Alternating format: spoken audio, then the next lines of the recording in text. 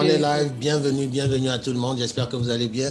Nous sommes à la 5e journée, donc jour numéro 5 de la conférence des disciples, en anglais de Disciple Conference, ici en direct de Montréal et avec un ami, un frère de longue date. Ça a été aussi un ancien collègue de travail et on a gardé cette belle amitié, cette belle fraternité. Et puis aujourd'hui, il nous fait l'honneur et l'amitié d'être là pour partager avec nous quelques clés, comme on l'a fait depuis 2-3 jours maintenant avec divers conférenciers, divers frères, divers leaders du royaume.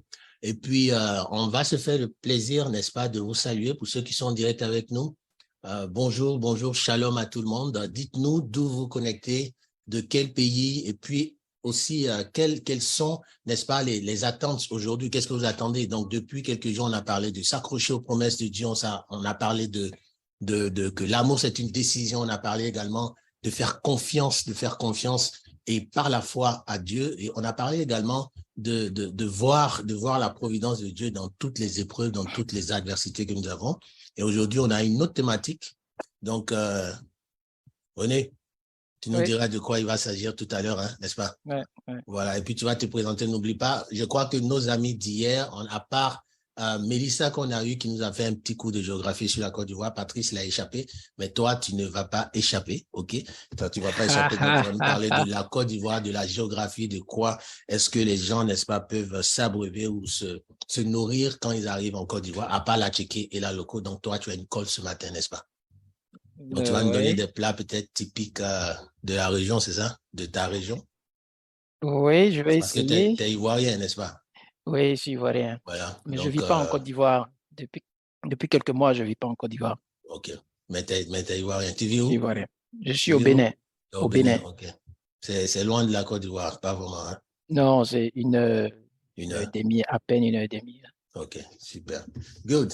Alors, donc, on va prendre le temps de partager le live pour que nos amis qui sont dans le groupe officiel, donc des Kingdom Leaders, les leaders du royaume, puissent avoir le flux en direct.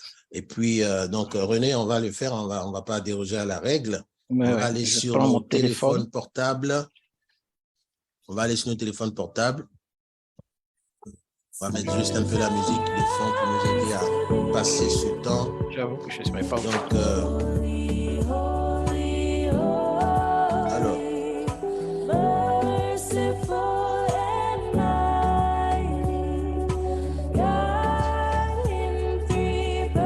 Ok, donc c'est bon avec la musique, c'est parfait. On va aller maintenant avec le partage.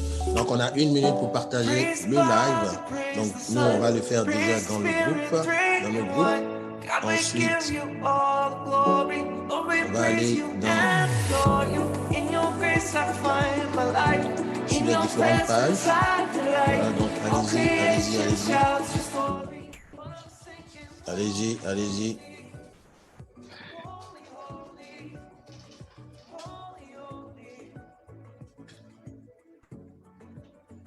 Ensuite, voilà. Allez-y, on partage à 2-3 groupes. Donc, vous pouvez le faire, même directement aussi sur votre story.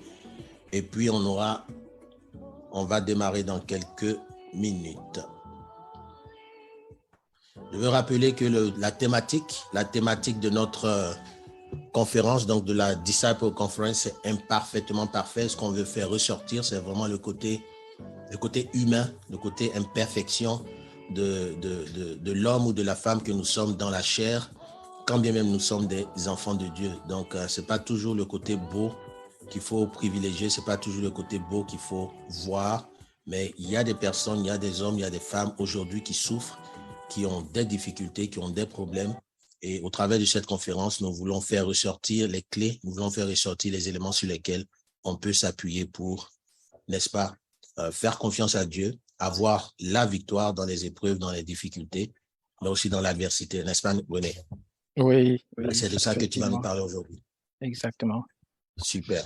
Alors, donc, nous avons pris quelques minutes pour partager. Donc, avec le téléphone, il y a un bon travail à faire. Et ceux qui sont en direct avec nous, n'oubliez pas, dites-nous de là où vous vous connectez, si vous êtes d'Afrique, d'Europe, d'Amérique, de partout d'Océanie. On a eu un conférencier qui est venu de la Polynésie française. En tout cas, moi, c'était je dirais pas la première fois, mais c'était vraiment un privilège d'avoir quelqu'un qui vient d'aussi loin de nous, hein, n'est-ce pas? Super. Alors, comme vous le savez, depuis quelques jours, on parle d'adversité. Et ce qui nous réunit en fait autour de toutes ces conférences-là, c'est les épreuves. Est-ce que vous passez par des épreuves? Est-ce que vous avez des difficultés? Est-ce que vous êtes découragé? Est-ce que vous êtes amer?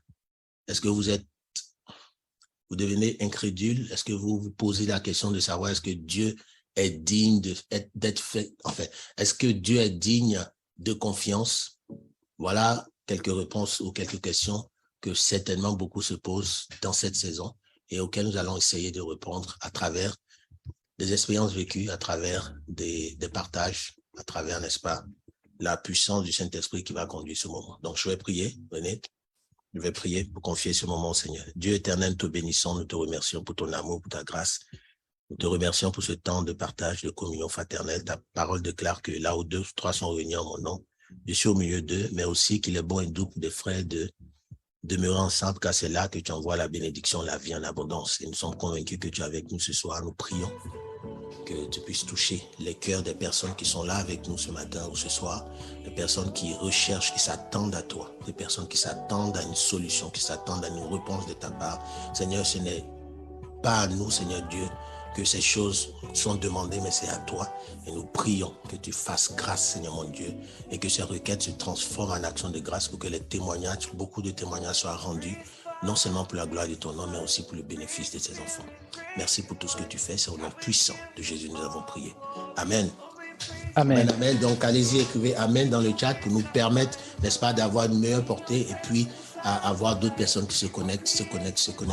Super. Alors, René, tu nous parles de toi pour qu'on sache avec qui on va parler ce matin. Mais, merci à toi. Merci, Chad, aussi pour cette invitation. Moi, je suis René Paul Digbe. Je suis ivoirien, résident au Bénin, comme j'ai dit tantôt, depuis 3 mois pour raisons professionnelles. Je suis spécialiste dans les achats et je suis passionné d'échange, de partage. Je préside par la même occasion une association qu'on appelle la Communauté ivoirienne des acheteurs, qui réunit l'ensemble des acheteurs et des professionnels du métier. Et je suis membre de l'association des évangélistes de rue de Côte d'Ivoire, partagés dans le même ordre d'idée de partage. On partage l'évangile dans les rues. Et voilà, je suis né en fin de la décennie des années 70, au sud de la Côte d'Ivoire, d'une famille modeste. Mon père était fonctionnaire, enseignant. Et voilà, j'ai grandi dans une famille relativement calme, non chrétienne à la base. Ok. Non chrétienne, tu as dit? Non chrétienne à la base. Ok. Voilà. Super. Donc en fait, j'ai noté 2 choses. Déjà, pour vous dire que René, c'est quelqu'un qui paraît timide, mais il n'est pas timide du tout. Ok. Donc, il est juste serein, en fait. Il est juste serein.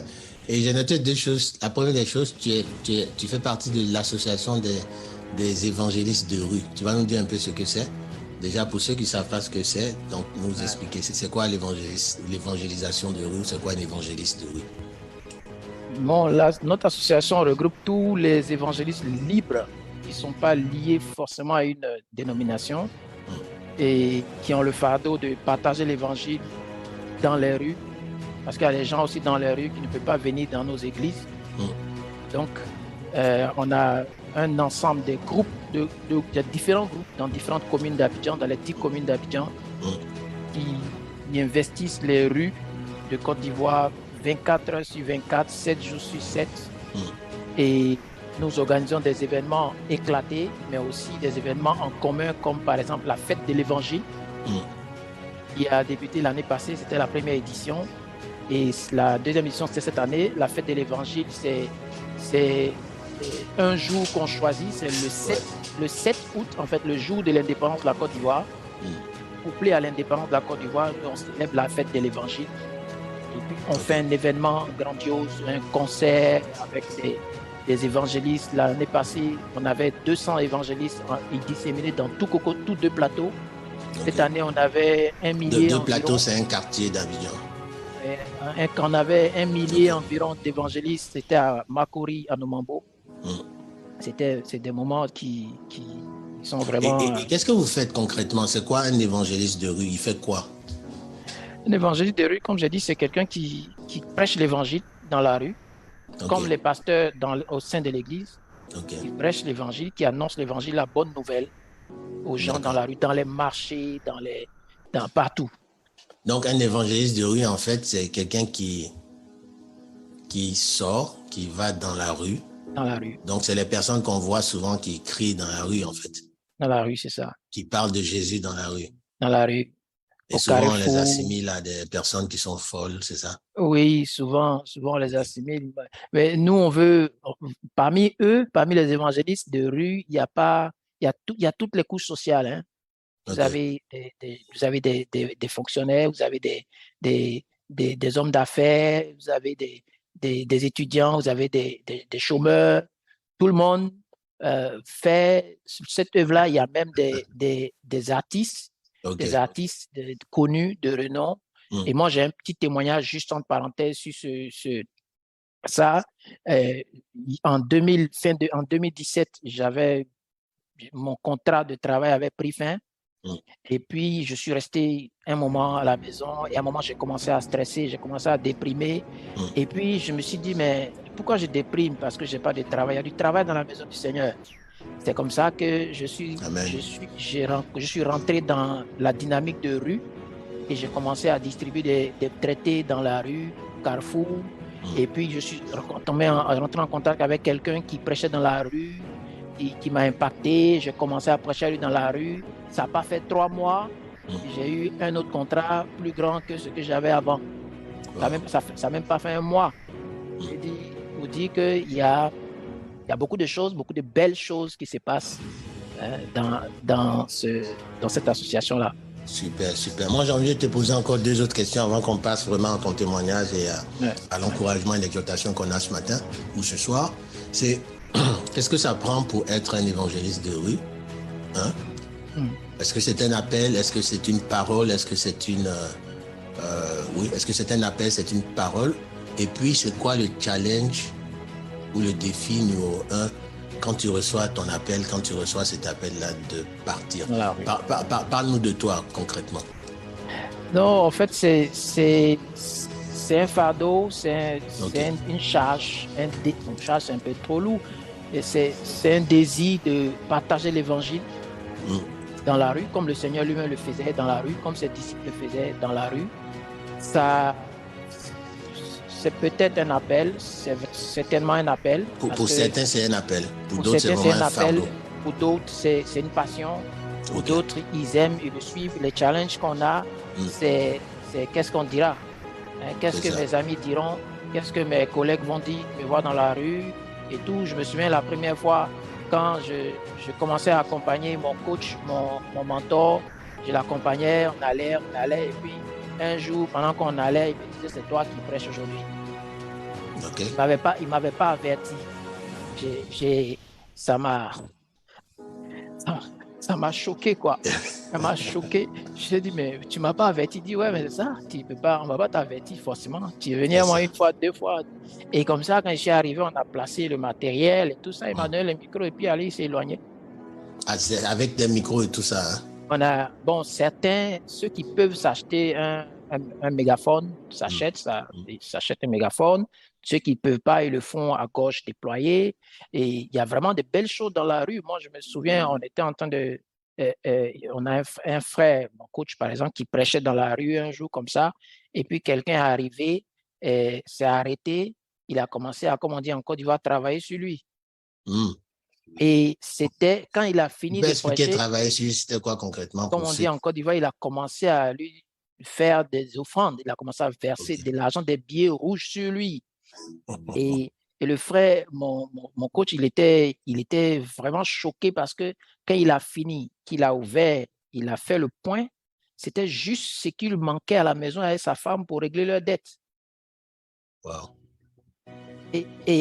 Et quand il raconte ça, mais il y a plein d'histoires comme ça où il était en train de prêcher et puis son mégaphone a pris un coup, après ça crachait, il n'arrivait plus. Parfois, il est dans la rue, le mégaphone s'arrête, il est obligé de continuer à gorge déployée. Quelqu'un qui passe, il s'arrête, il le regarde, il le salue, il revient une autre fois avec un mégaphone tout neuf, il lui offre. Wow.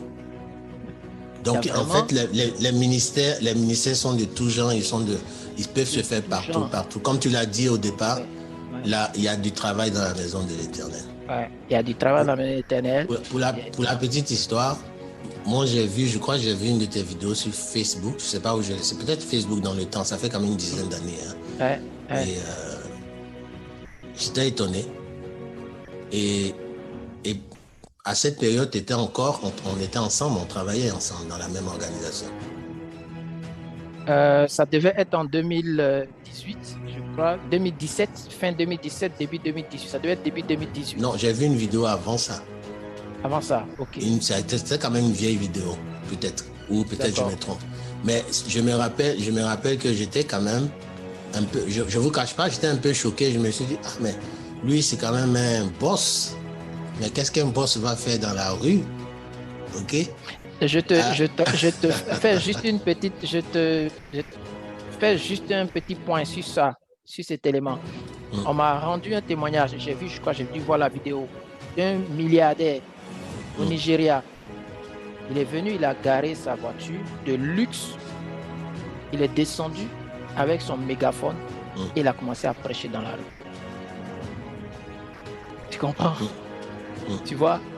Et donc, je dis, il y a des images, il y a des stéréotypes. C'est ça, des préjugés souvent. Des préjugés qui n'ont pas leur raison d'être. Je dis, moi, je me souviens, on était dans la rue comme ça, des gens, ils passent et puis ils te disent, va travailler. Ah, et pour eux... Enfin, ils pensent que tu ne travailles pas, tu n'as rien à faire, en fait. Tu n'as rien à faire. Voilà. Ou alors, voilà, voilà. Mais on ne sait pas que vraiment, c'est un ministère puissant. Alors, est-ce que vous m'entendez? Oui, je t'entends. OK, super. On était coupé. Je crois qu'on a un problème de connexion. Est-ce qu'on est là? Est-ce qu'on est live? On est live. Si on est live, laissez juste un commentaire live. Laissez juste un commentaire live. Et puis, on va s'assurer qu'on fonctionne correctement. Hein. Si on est live, que le son est bon. Voilà, donc on continue de se reconnecter. OK, c'est bon. Je crois qu'on est live. Hein. Super. Ben, c'est ça, c'est la technologie. Mais on est bien parce que moi, je suis à Montréal, lui est en Côte d'Ivoire et on arrive à se parler. Et puis, vous êtes à travers le monde. Donc, on parlait sur le point de l'évangélisation dans la rue. Je crois qu'il y avait un témoignage de ton mentor, en fait, d'évangéliste de rue qui vraiment a pu avoir...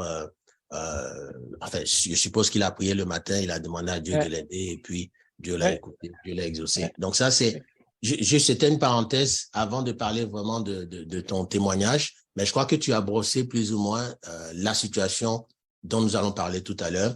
Mais encore une fois, vous dire, et ce que je retiens, c'est que dans la maison de l'Éternel, il y a du travail. Quelle que soit la façon dont vous évangélisez, que ce soit au travail, que ce soit dans la rue, que ce soit dans l'église, il y a du travail dans la maison de l'Éternel. Alors, dis-nous, qu'est-ce qui s'est passé pour toi? Bon, mon témoignage, ce que je veux partager avec vous, ça concerne les 2 dernières décennies de ma vie, hein, les événements qui se sont succédés et qui m'ont montré la fidélité du Seigneur, particulièrement quand je suis rentré dans le mariage. Il faut dire que moi, j'ai grandi, commencé mon enfance à Boisflé, dans une petite ville de Côte d'Ivoire. C'est là que, un peu avant l'âge de 5 ans, le Seigneur, tout au long de ma vie, avant d'arriver à cette période-là, m'a donné quelques balises, j'ai envie de dire quelques points, des garanties qui m'ont permis d'évoluer et qui m'ont permis d'expérimenter un certain nombre de grâces et de faveurs de sa part. À l'âge déjà de 4 à 5 ans, je crois, peut-être, parce que je n'allais pas encore à l'école, Là, déjà, je fais la première rencontre. Ma conversion, en fait, c'était un peu atypique, c'était pas très habituel. Je dis, c'est pas la conversion du genre, quelqu'un est venu te dire, tiens, le Seigneur t'aime et tout ça.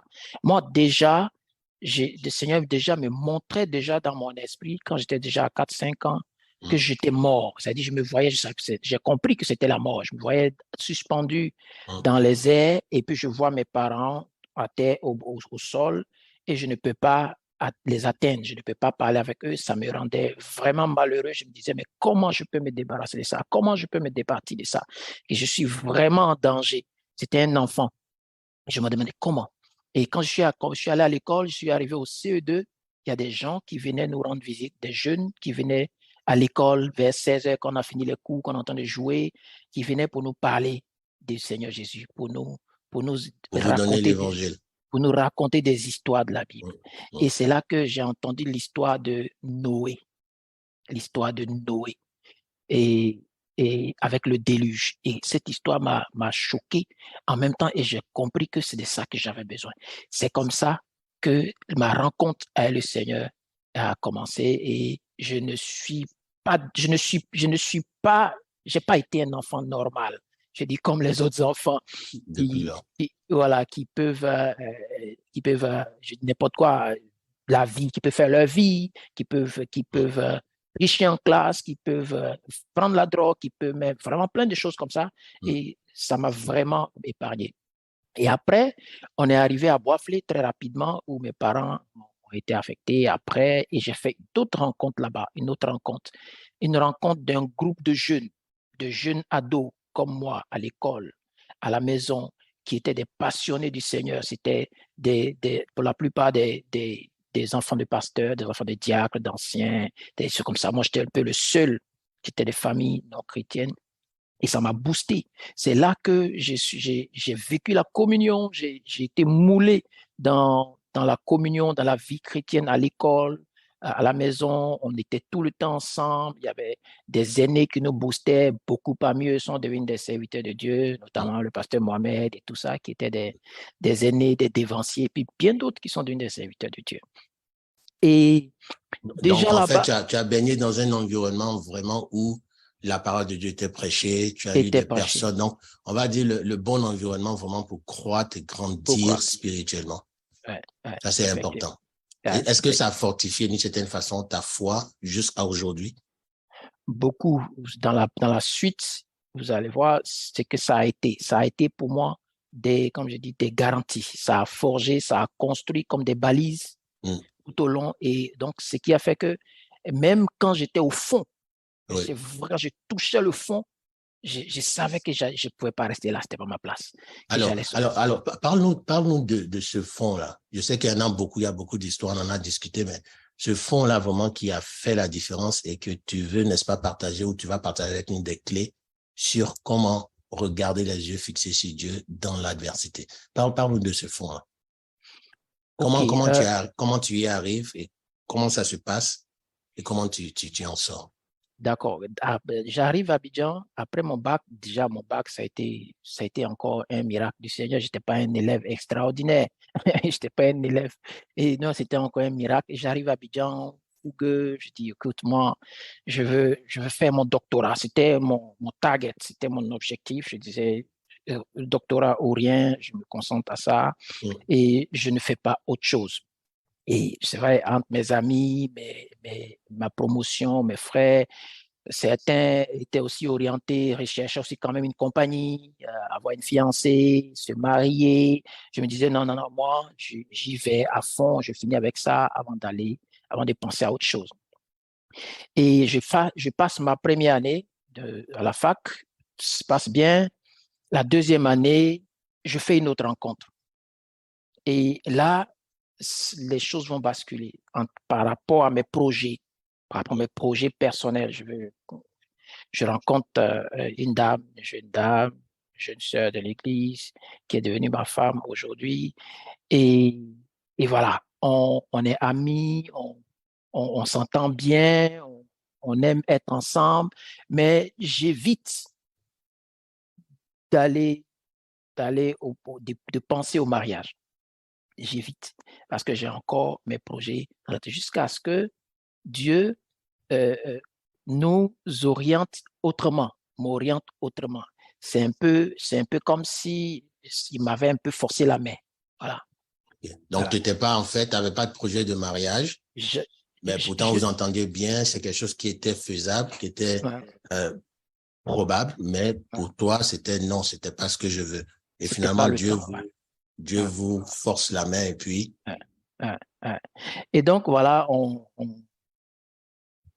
j'arrive peut-être, si on veut, j'arrive devant la personne qui est déjà prête. Moi, je ne suis pas prêt, c'est le premier problème. Deuxième problème, quand j'intègre, quand Dieu me convainc, j'intègre l'idée. Et un autre problème, je ne travaille pas, je suis étudiant. Je ne peux pas m'engager, faire le mariage quand même. Je suis étudiant. Et puis, je suis dans une société où on se dit, écoute, tu peux pas le faire. Tu n'as pas les moyens, tu n'as pas d'argent, tu n'as pas de maison, tu n'as rien. Tu peux t'occuper de toi-même d'abord. Et tu vas, d'une femme, tu vas t'occuper. Sois sérieux, mon gars. OK. Donc, ça fait que ça a créé des embrouilles quand même, pas des embrouilles en tant que telles, mais je dis des incompréhensions même avec des proches, des amis qui n'étaient pas d'accord. Certains me le disaient, d'autres ne le disaient pas. Certains sentaient que c'était un peu poussé par Dieu, mais ils ne voulaient pas prendre des risques. On ne sait jamais si ça se gâte après, mais bon. Et puis après, on rentre dans le projet, on s'est dit, bon, écoute, on va y aller sans rien du tout. Ma femme, elle travaillait quand on s'est rencontrés, mais quand on a commencé à évoquer le projet, elle a perdu son travail. Et donc, c'est-à-dire dans la période où vous êtes engagé, finalement, tu as dit oui, elle perd son travail, toi, tu ne travailles pas. Elle perd son travail. Et donc, voilà un autre problème. Mais avant que tu continues, est-ce que c'était quelque chose que, finalement, quand tu t'es, entre guillemets, résilié à t'engager, est-ce que c'est quelque chose que vous avez, on va dire, mis en prière, vous avez vraiment organisé pour dire, OK, Dieu, on croit que c'est ta volonté, donc on va avec ça. Donc, bénis-nous. Oui. Est-ce que c'est comme ça ou Oui, on a prié et la garantie que le Seigneur m'a donnée, le Seigneur m'a parlé dans le livre de Genèse, on avait dit Adam et Ève. Et quand j'ai lu Adam et Ève dans le jardin, il m'a dit, tu vois, Adam et Ève, j'ai créé le jardin et je les ai mis dedans. J'ai mis Adam dans le jardin, j'ai dit, tu vas cultiver, tu vas garder. Donc, son travail, c'était le jardin. Donc, Dieu est en train de me dire, tu t'en vas. C'est moi qui crée les conditions. Donc, Dieu j'ai créé les conditions d'abord avant de créer Adam pour le mettre dedans. Donc, c'est sur cette parole-là qu'on y est allé. Donc, on part, on programme le mariage. Bon, vous savez, quand vous vous lancez dans une aventure comme ça, tout le monde n'est pas forcément d'accord, donc tout le monde ne s'engage pas. Les gens s'engagent dans ce en quoi ils sont convaincus. C'est-à-dire, même si quelqu'un lance un SOS aujourd'hui, si les gens ne sont pas convaincus, ils ne s'engagent pas, même s'ils ont les moyens. Donc, on est resté comme ça, en train de préparer notre mariage, tout seul, sans rien, juste on se rencontrait et on dressait notre liste. On disait au Seigneur, voici la liste, voici ce dont on a besoin, comment on fait. Et on rappelle que vous étiez tous deux sans emploi. On était tous deux sans emploi. OK. Donc, et vous êtes en train de préparer un mariage. On prépare un mariage. C'est vraiment une folie. On prépare un mariage. Est-ce que vous étiez, de point de vue spirituel, est-ce que vous étiez vraiment convaincu que dans ces conditions-là, c'était la volonté de Dieu pour vous? Oui. Est-ce que vous étiez convaincu? Oui, on était convaincus. Et j'ai dit, quand j'ai dit au départ, depuis mon début, j'ai eu des éléments. Depuis ma conversion, il y a eu des éléments qui ont été des balises. Dieu me montrait qu'il est fidèle. Il est fidèle. S'il t'engage, s'il te dit, vas-y, si tu y vas, si tu prends le risque d'y aller, tu ne seras pas dessus. Donc, on va dire si tu prends l'obéissance. Si tu obéis. Si tu obéis, c'est ça. Si tu obéis pour aller, c'est aussi un gros risque. C'est aussi un gros risque, j'avoue. Et je peux te dire, la petite confidence, c'est que si c'était à refaire, je ne suis pas sûr que je l'aurais fait. Je ne suis pas sûr que je l'aurais fait. Même après tout ce temps de croissance, maintenant, tu es un dieu spirituel. Oui, on continue. Donc, OK. donc voilà, donc Dieu nous parle à chaque fois par un message dans la parole de Dieu, par un songe parfois, ou par un frère qui passe, qui nous donne une parole. Et puis, je me souviens même une fois quand j'étais encore hésitant, j'hésitais, j'étais dans un bus un soir en pleine nuit, je rentrais chez mon tuteur. J'étais là d'ailleurs, quelqu'un qui prépare ma règle chez tuteur, n'a même pas une maison. Donc, je rentrais et puis je disais au Seigneur pour vraiment le pousser jusqu'au bout. Je dis, je suis dans le bus là. Il y a les pancartes qui passent là, les pancartes, les affiches publicitaires là, qu'on traverse, qui sont au bord de la rue. J'ai dit, je vais te demander un dernier truc. Je vois le nom, le prénom de ma femme sur une affiche de celle-là, dans la fille là que tu veux qu'elle vaille. Je te dis, dans les 5 minutes qui ont suivi, j'ai comme tremblé sur moi. C'est-à-dire, j'ai vu une affiche, c'était comme un magasin. C'était un magasin où un truc, c'était écrit son prénom. Comme tu vois, souvent on écrit voici à couture ou quoi, ou choses comme ça, des choses comme ça. J'ai vu son nom. Et là, c'était un peu le Dernier dernier, signe, en fait. le dernier signe qui m'avait poussé. Et donc, on y va, on arrive dans les préparatifs de la cérémonie. On n'avait aucune idée de ce que ça allait être, comment ça allait se présenter. Il n'y avait pas de comité d'organisation, puis je ne pèse pas beaucoup de personnes y croyaient. Et même ceux qui croyaient n'avaient pas de moyens. On était étudiants. Donc, on avait notre entourage, c'était des étudiants qui, à la limite, c'était un peu la pitié, quoi. Ah, mais ces gars-là, on aimerait bien les aider, mais bon, nous-mêmes, ça ne va pas aussi. Pas de costume, pas de véhicule, pas de gâteau, pas de dragées, il n'y a rien en vue, pas de maison.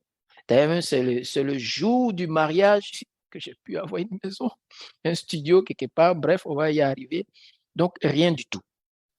Et donc, on y va. Et le soir, la veille, carrément la nuit, jusque la veille, la nuit, il n'y avait rien. C'est seulement presque vers 22h, 23h que des inconnus, parce qu'on était sur le campus, de bouche à oreille. Ah, il y a un gars sur le campus, il a pris 15. C'est que les gens disaient la 15, la 15. Ah bon, ok, non, ok, mon les gars, voilà 5 000, voilà 10 000, voilà 1 000 francs. Voilà. Les gars ont commencé, ça a créé un élan de solidarité. Et c'est comme ça que Dieu a permis qu'on ne n'est pas trop rentrer dans les détails, il y a beaucoup de choses à dire. Et on est la cérémonie. On a la Donc, cérémonie. la veille du mariage, il y a eu un élan, on va dire, de solidarité et financièrement, vous avez été assisté avec vos amis étudiants. Donc, sur le campus, il y a eu des cotisations et puis vous avez pu avoir cet Et argent. d'autres personnes extérieures. Et c'est le jour J qu'on s'est rendu compte qu'il y allait avoir gâteau, il y allait avoir ceci. Tu dis, ah bon, Okay. il y a ça, tout ça. OK. Donc Wow. voilà, et ça a été vraiment une belle fête. Ça a été une belle fête. J'avoue que c'est des moments qui sont vraiment inoubliables, qui nous ont marqué nous-mêmes déjà et qui ont marqué beaucoup de nos frères. C'est ça. Ils le disent 20 ans plus tard, ça revient. Chaque fois, on revient. OK. Et donc, ça, Alors, c'était l'étape. avant qu'on continue et qu'on termine en fait sur ce point, et qu'on tire vraiment les leçons d'aujourd'hui sur cet épisode de leur vie, est-ce que tu veux me rappeler la thématique? Comment est-ce que tu l'as intitulé la thématique aujourd'hui? Le titre en fait de ton encouragement. Je l'intitule Vivre de la fidélité du Seigneur. Vive la fidélité. J'aimerais que pour ceux qui sont en direct avec nous, vous écrivez dans le chat ou en commentaire, vive de la fidélité du Seigneur. Vous savez, on parle souvent de foi, de foi, de foi. Le juge vivra par la foi, le juge vivra par la foi. À côté du fait que vous allez écrire dans le chat, pour ceux qui sont en direct ou en différé avec nous, vivre de la fidélité du Seigneur, posons-nous la question de savoir que signifie vivre pour moi. Est-ce que c'est quand les choses ne sont plus possibles que je commence à vivre de la fidélité de Dieu, je commence à m'accrocher aux promesses de Dieu, je commence à me dire, OK, c'est le moment où le Seigneur arrive, ou est-ce que la vie, ou vivre selon la fidélité du Seigneur, ou vivre de la fidélité du Seigneur, c'est vraiment tout le long de ma vie, tous les aspects de ma vie, tous les jours de ma vie, je vis de la fidélité du Seigneur parce que je sais que Dieu est fidèle. Dans les bons moments, dans les moments difficiles, dans les moments parfaits de joie, de peine, est-ce que je vis? Donc, la réflexion ou la question est posée. Donc, à côté d'écrire « Vive de la fidélité de Dieu dans le chat. Posons-nous la question et puis mettez en commentaire ce que vous pensez de, pour vous, ce que signifie le mot vivre. Donc, pour toi, René, vivre de la fidélité de Dieu, ça a été quoi? En un mot, un ou deux mots. Ça a été quoi concrètement? On voit ici l'épisode du mariage où tout a été vraiment orchestré, on va dire, par la grâce de Dieu. Mais c'est quoi pour vous aujourd'hui, pour toi aujourd'hui, vivre vraiment de la fidélité de Dieu? En quelques mots. En quelques mots, vivre de la fidélité de Dieu, c'est vivre des garanties que le Seigneur nous donne, qui ne sont pas des garanties humaines. Par exemple, ce n'est pas quelque chose où un homme va te dire, bon, je te donne 10 millions la semaine prochaine. Non, non, mais c'est quelque chose que, voilà, il te dit, écoute, tu vas vivre et n'oublie pas, je suis là, je ne te lâcherai pas. Et c'est vraiment quelque chose de très fort. Le thème fidélité, pour moi, ça révèle tout un ensemble ça signifie beaucoup de choses. Je dis souvent à mes amis, je dis souvent, un homme normal, quand il se réveille le matin, il doit pleurer de la fidélité, il doit pleurer de reconnaissance. Amen. Parce que la fidélité du Seigneur, c'est comme le jour se lève et la nuit tombe. Il a dit depuis Genèse des millénaires, il dit il y aura un jour, il y aura un soir. Et il y a toujours un jour, il y a un soir. Il est fidèle à ce qu'il a dit. Amen. Et Amen. la fidélité de Dieu, c'est comme rentrer dans le sommeil. Vous vous endormez et puis vous réveillez le matin. Ça semble simple. Mais voilà comment je caricature ça. La fidélité, le sommeil, c'est un peu comme une porte. Voilà. Et qui s'ouvre, vous entrez et se referme. Et après, s'ouvre, vous sortez, vous êtes réveillé et se referme. Vous n'avez aucun contrôle sur cette porte. C'est ça. C'est-à-dire, vous ne pouvez pas vouloir rentrer pour rentrer. Il y a des gens qui n'arrivent pas à dormir. Et vous ne pouvez pas dire, je ne veux pas rentrer. Il y a des gens qui, c'est-à-dire, tu as beau, je me souviens quand tu es petit, on veut regarder ciné nuit, on reste éveillé jusqu'à, et puis à un moment donné, tu ne tiens même plus. Ou bien, tu as pu rentrer, et puis la porte est fermée, le matin, tu veux sortir, ça ne s'ouvre pas. Tu n'as pas la clé. Tu n'as pas la clé. Tu restes dedans. Tu restes là-bas. On ne se rend pas compte de comment Dieu peut être fidèle. C'est-à-dire, ces petites choses. La fidélité de Dieu, c'est comme dans nos champs, dans nos plantations, nos forêts, au village. Vous marchez souvent, dans les forêts, il y a des rues, par exemple, où j'ai envie de dire ça, des ruelles que les gens n'empruntent presque jamais. Mais parfois, quand vous vous perdez et vous arrivez dans ces ruelles-là, vous rentrez, vous sortez sur une clairière un matin, vous voyez des arbres fruitiers. La fidélité de Dieu. C'est-à-dire, voilà quelqu'un qui est dans les cieux, il sait que personne ne passe ici. Mais il s'est dit, peut-être un jour, Chad va se perdre là. Il aura faim. Il y a un arbre qui est là. La fidélité de Dieu. C'est tout un ensemble. C'est puissant, en fait. C'est puissant. Et ce que tu dis, ça me rappelle un monsieur. En fait, je me rappelle deux choses. Je me rappelle que c'était un Congolais qui parlait. Donc, tu vois, avec l'accent, c'était assez comique. C'était assez comique, mais c'était réel. Et il disait que dormir la nuit ou se coucher le soir et se réveiller le matin, ce n'est pas un acquis. Donc, ça revient à ce que tu dis, en fait. Ce n'est pas un acquis. Se coucher le soir et se réveiller le matin, ce n'est pas un acquis. Et très souvent, on prend cela pour acquis. Il a lutté pour dire, c'est juste et simplement la grâce de Dieu. La grâce de Dieu. Donc, il y a beaucoup qui se sont couchés, qui ne sont pas réveillés. Il y a beaucoup qui ont pu se coucher, qui n'ont pas pu se coucher, comme tu l'as dit. Et je crois que toutes ces choses nous amènent à dire, quand nous sommes en train de traverser ces adversités, ces difficultés, que nous sommes en bonne santé, que nous avons le souffle de vie. Et comme on dit de façon humaine, quand il y a la vie, il y a toujours de l'espoir. Mais nous, les chrétiens, on vit de l'espérance, on vit de l'assurance, on vit de la foi. Et ça, c'est la ça garantie du Seigneur, effectivement. Amen, amen, amen. Alors, est-ce que tu as un dernier mot pour nous, en parlant de fidélité? Est-ce que tu as quelques leçons principales que tu as apprises? Je dis, il y a beaucoup de leçons que j'ai apprises parce qu'après la cérémonie du mariage, il fallait maintenant vivre. C'est ça, c'est ça. Il y a eu la réalité du mariage, les réalités. Donc, vous êtes sans emploi, vous êtes sans soutien, sans argent, vous êtes là. Comment on vit? Comment on vit? La première maison qu'on prend, c'est un studio de 30 000 à engrais et que d'ailleurs, j'ai pu régler le jour J du mariage, parce que le mariage s'est fait en 2 temps. Il y avait la cérémonie et civile le matin et religieuse l'après-midi. Donc, c'est dans cette période-là, entre les deux cérémonies, que j'ai pu avoir de quoi aller prendre la maison. Donc, c'est-à-dire quelques jours avant ton mariage, tu n'avais pas de maison, en fait. Je n'avais pas de maison. Et ça, je ne pouvais pas le dire. Parce que tu ne peux pas le dire, un homme, il ne comprendra pas. Il ne comprendra pas. Il va dire, mais tu es un fou. Mais c'était ce que ta femme et toi, vous viviez, en fait. C'était ce qu'on vivait. C'était ce que vous viviez, ok. C'était ce qu'on vivait. Même je disais comme ça pour rire, je suis peut-être le seul gars qui a fait son mariage, et puis tout était sur lui, c'était pas pour lui, son costume, sa chemise, c'était juste mes sous-vêtements qui étaient pour moi, les chaussures et tout ça. Et après, le plus dur, c'était de ramener après ce que j'avais emprunté. Donc, ça a été vraiment la fidélité de Dieu.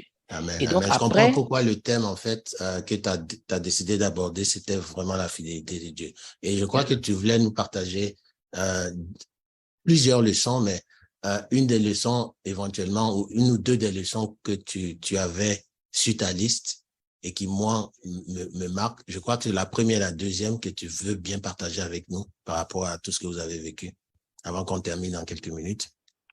Oui, ce que je veux dire, il y a beaucoup de choses que j'ai préparées, que j'ai voulu échanger avec. Mais ce que je veux dire, c'est que le miracle du Seigneur, il est disponible tous les jours. Amen, amen. Il est disponible tous les jours. Je passe les détails de la vie, la vie du mariage et je peux partager juste un dernier témoignage sur ma femme était comment on dit, on était un peu dans une situation, la situation s'empirait et je l'ai laissé rentrer chez mes parents. Et la situation financière, tu veux dire? Financière devenait plus difficile. Elle est rentrée en famille un moment chez mes parents et moi, je me suis dit, je vais rester un peu seul pour chercher un peu la face du Seigneur, prier. Et je suis resté, je me suis enfermé. À un moment donné, je me suis dit, bon, peut-être que Dieu, si je n'ai rien, peut-être que tu ne veux pas que je mange, pas parce que tu n'as pas de quoi. J'avais pas un rond et je ferme la porte, je mets la clé, je dis, je suis avec toi, ce que tu veux qu'on fasse, on va faire. Je prie, je suis resté pendant plusieurs jours, je ne sais plus combien de jours que ça fait. Et un jour, je ne sais plus c'était quel jour, un jour, j'ouvre ma Bible, le Seigneur commence à me parler dans Deutéronome. Il dit, écoute, tu as traversé ce affreux désert. Tu as traversé cet affreux désert pendant toutes ces années. Ton habit ne s'est pas usé. Ta chaussure ne s'est pas usée. Tu n'as pas manqué de manne. Je t'ai donné la manne que tes pères. Et vraiment, il nous a donné la manne. Ça, on n'a pas eu le temps d'en parler, mais il me raconte tout ça. Et il dit, mais je vais te faire rentrer dans un pays où coule le lait et le miel. Un pays de froment, d'orge, de vigne, un pays où tu vas manger à ta satiété. Tu vas manger à satiété. Un pays où tu vas posséder des villes remplies de maisons, des villes remplies de richesses que tu n'as pas amassées, des maisons que tu n'as pas bâties, des figuiers que tu n'as pas plantés, des citernes que tu n'as pas creusées. Toutes ces choses-là commençaient à raconter et c'était du feu dans la salle. J'étais seul, mais c'était du feu. C'était pas des mots. C'était pas des mots. C'était de la garantie. C'était une garantie. C'était une assurance. Et depuis ce jour, les choses ont commencé à changer. Les choses ont commencé à se mettre en place. Les choses ont commencé à se disposer. Les choses ont commencé. Et puis après, un matin, quelqu'un m'appelle. Écoute, René, je quitte mon travail. Viens, tu vas me remplacer. Je dis, attends, on est en avril. Hein.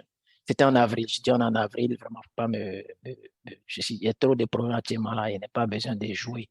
Donc, et c'était une tante de l'église avec qui je n'avais même pas de contact. C'était les tantes, nous, on était les jeunes.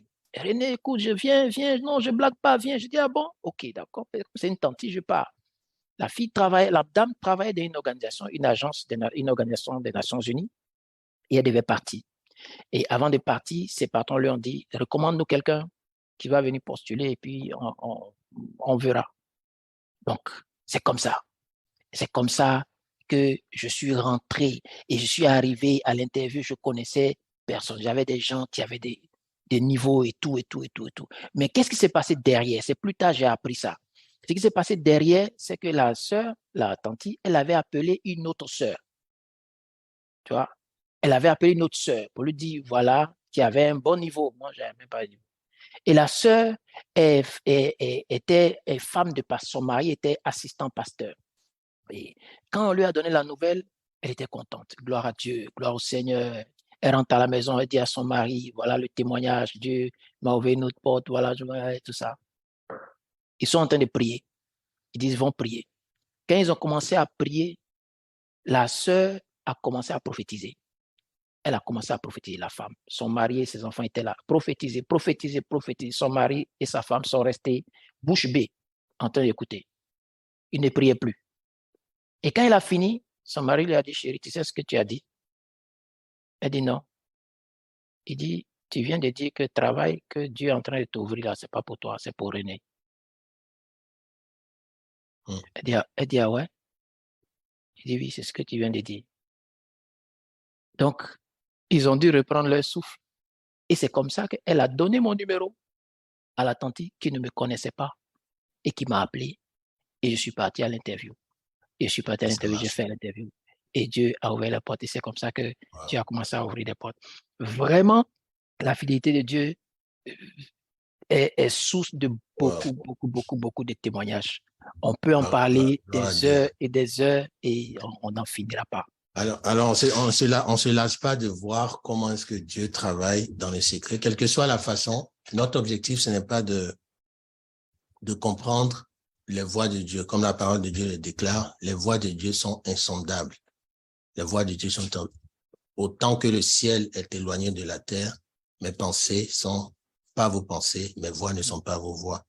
Et ce qu'on doit retenir ce matin, c'est vivre de la fidélité de Dieu. Vous voyez comment est-ce que Dieu se manifeste de diverses façons dans la vie de ses enfants, dans la vie surtout de ceux qui décident de lui faire confiance. Et notre message ce matin pour chacun de vous, et en sachant, en rappelant du thème de cette conférence qui est imparfaitement parfait, de savoir que les enfants de Dieu également souffrent. La souffrance, ça fait partie de la vie. Et que ce que nous devons faire, plutôt que de nous lamenter, comme on l'a vu hier, plutôt que de murmurer, c'est de nous attacher, c'est de nous rapprocher. Mais surtout, et ce que j'aimerais que vous puissiez écrire également dans le chat, c'est rappelle-toi. René, est-ce que tu te rappelais sans cesse ce que le Seigneur a fait pour toi? Est-ce que tu continues de te rappeler ce qu'il a fait pour toi? Et est-ce que c'est ça qui renforce ta fidélité? Est-ce que c'est ça qui renforce ta foi vis-à-vis du Seigneur? Ouais. Certainement. Le Seigneur me rappelle chaque fois, et d'ailleurs dans Jean 14, verset 26, dit... Et qui est ton verset favori, c'est lequel? Mon verset, j'en ai beaucoup, mais j'aime bien les épîtres, parce que les épîtres nous amènent dans le comment.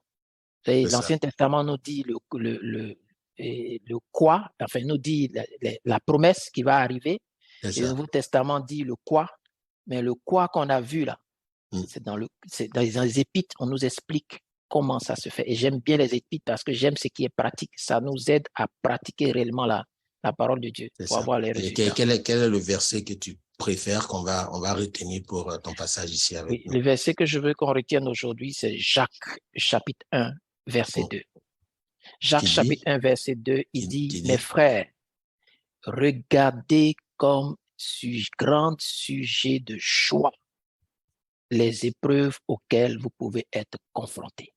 Amen.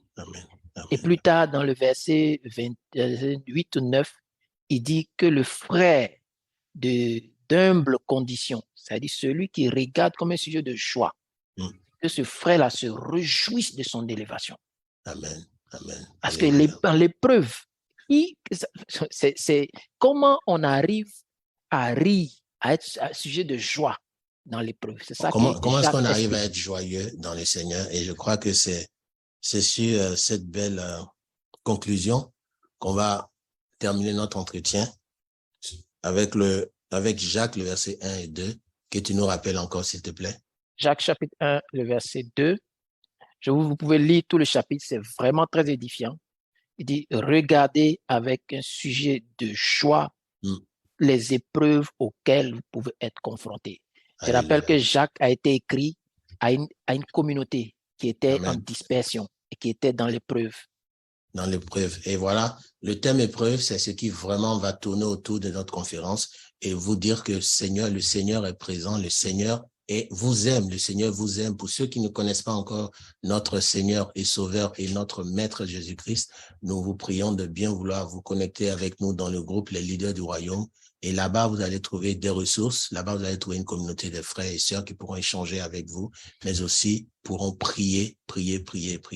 Donc, nous allons terminer. Merci en tout cas, René, pour ton passage. Merci pour le témoignage. Merci également pour ta vulnérabilité parce qu'il y a beaucoup de choses qui ont été dites, qu'on souvent on veut cacher, mais je crois qu'à cette conférence, beaucoup de choses. Vraiment, la vulnérabilité est un élément qui marque. On va prier pour terminer et puis nous laisser pour cette première session. Seigneur, merci pour ta grâce. Merci pour tes bienfaits. Je te remercie parce que tu nous parles de différentes façons. Tu agis dans nos vies de différentes façons. Mais à la fin, c'est ton nom qui est élevé, c'est ton nom qui est glorifié. C'est des témoignages puissants, Seigneur mon Dieu, qui sont présentés. Je te remercie pour la vie de mon ami, pour sa famille, pour ses enfants. Je te remercie également pour ce que tu continues de faire avec lui dans ses nouvelles fonctions, dans son nouveau ministère, dans sa vie, Seigneur mon Dieu. Je te remercie aussi pour tous ceux qui étaient présents avec nous, pour ceux qui seront présents avec nous dans la prochaine session. Je prie que chacun de nous, Seigneur mon Dieu, au travers de cette conférence, trouve les clés, trouve les éléments, trouve la force, mais trouve une parole que tu as pour lui et qu'il puisse s'appuyer là-dessus pour continuer de garder les yeux sur toi, les yeux fixés sur toi, sur ta fidélité, sur tes promesses et pouvoir marcher avec beaucoup d'assurance et de conviction dans les voies que tu auras tracées pour sa destinée afin qu'il accomplisse sa mission de vie. Que ton nom ce soit élevé et glorifié. Ça est dans le nom puissant de Jésus, nous avons prié. Amen. Amen. Amen. Voilà, que Dieu te bénisse. Donc, nous nous retrouvons dans exactement 5 minutes. Donc, on va couper le live sur Facebook et puis on se retrouve à 13h05, donc qui est 19h05 de Paris. À tout à l'heure. Merci René. Au revoir.